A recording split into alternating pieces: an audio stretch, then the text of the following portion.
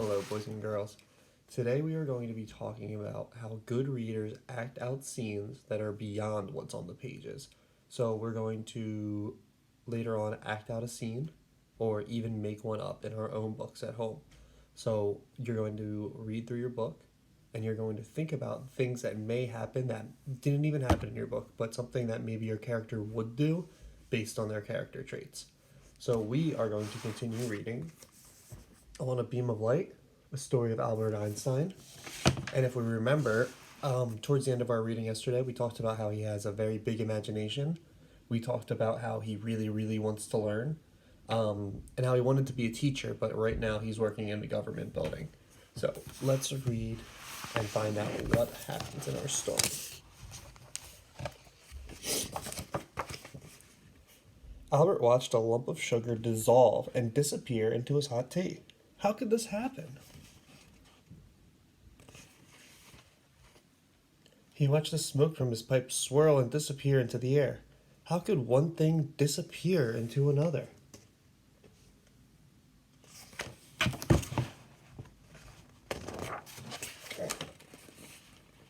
Then he began to figure it out. He thought about the idea that everything is made up of teeny tiny moving bits of stuff, far too tiny to see, little bits called atoms.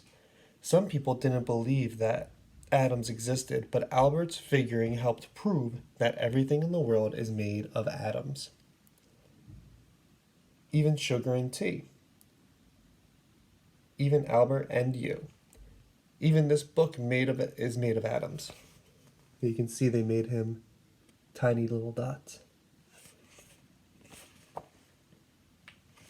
All these people look same thing too. Then Albert thought about motion.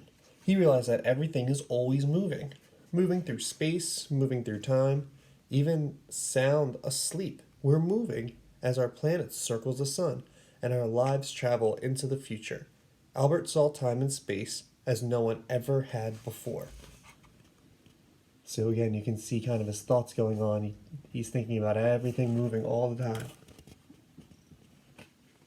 Time moving, people moving.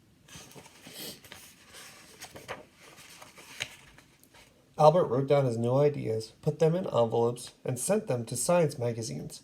The magazines printed everything Albert said. He hoped that scientists and professors would be interested, and they were, very interested indeed. They asked Albert to come work with them and teach that with them. So remember before he wanted to be a teacher, now they're asking him to teach with them. For the first time in his life, people started to say, Albert is a genius. Now Albert could spend all his days doing what he loved, imagining, wondering, figuring, and thinking. And then these people over here, Albert is a genius.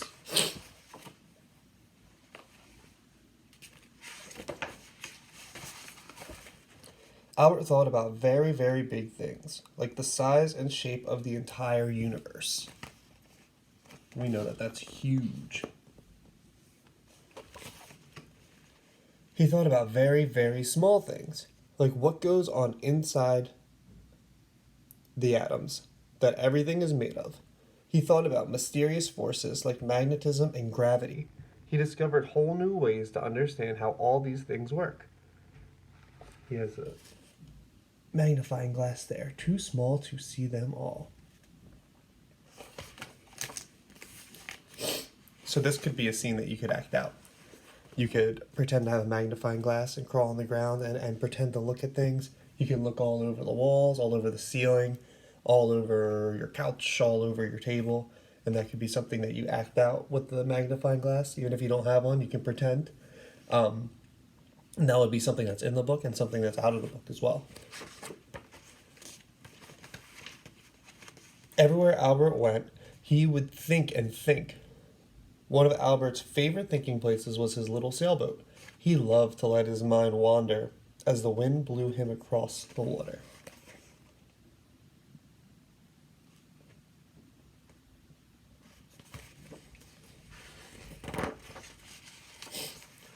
Sometimes when Albert was having a tough time with a tricky problem, he would put it aside and play with his violin. Music made Albert happy. He said it helped him think better. So you can see he's playing the violin, but he's also seeing space and math and music.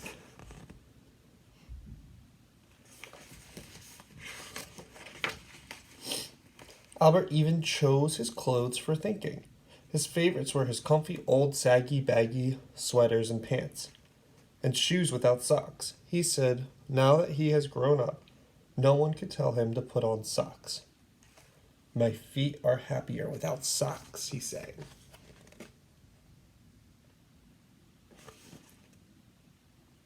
So that's pretty funny. He's older now, so he's like, you know what? I don't like socks. I'm not going to use those. No one can tell me that anymore. I'm a grown up. In the towns where he lived, he became known for wandering around deep in thought, sometimes eating an ice cream cone. Always recognizable with his long, wild hair, which by then had become quite white. So you can see how his hair is white. He's wandering around town, thinking while he's eating his ice cream cone. So I'm going to write that one down. Maybe that's something I can do to act this out. If it doesn't rain today and I go for a walk, I can walk around and wonder and think, and that would be acting out something from this book. In addition to the magnifying glass.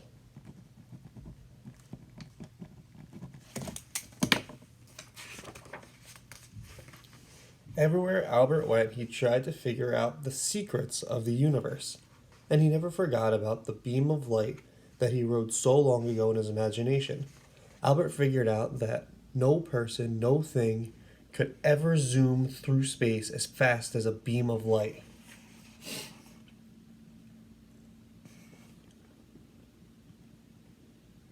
So nothing can move faster than this beam of light.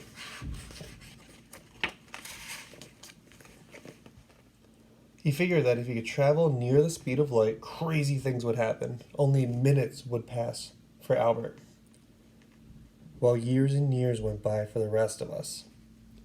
This idea was so amazing, people didn't believe it at first, but scientists today have proven that it's true.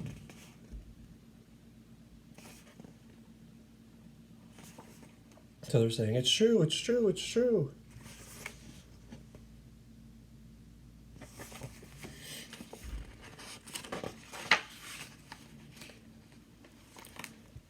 Albert thought and figured until the very last minute of the very last day of his life.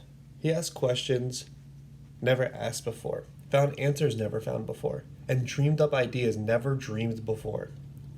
Albert's ideas helped build spaceships and satellites that travel to the moon and beyond.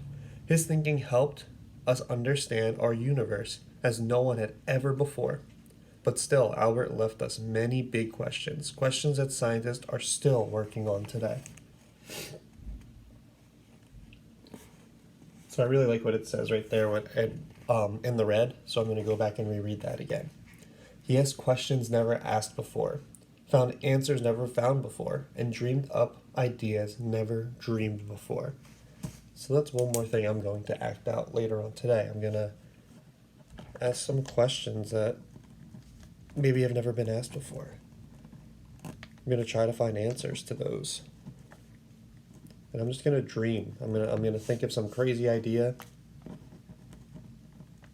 and see if maybe it can become a reality. Questions that someday you may answer by wondering, thinking, and imagining. And then there's a bunch of question marks because you're wondering, you're questioning, you're thinking. All right, and that's the end. So you can see that Albert Einstein has made many, many great contributions to society because of his ability to dream, his ability to think, his ability to ask questions. So that's something to keep in mind. Remember to always think big, always ask questions, and always use your imagination and wonder. And I want you to do that today while you are acting out scenes from your book. I had a couple ideas of scenes I can act out from my book. And use your characters, use your character traits, and make up your own scenes too. All right, have a great day.